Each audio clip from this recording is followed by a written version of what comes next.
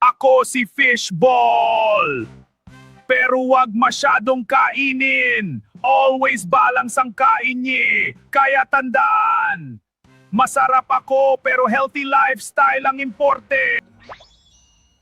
Hi! Ako si Kikiam. Isa ako sa bangungot ng tiyan ninyo.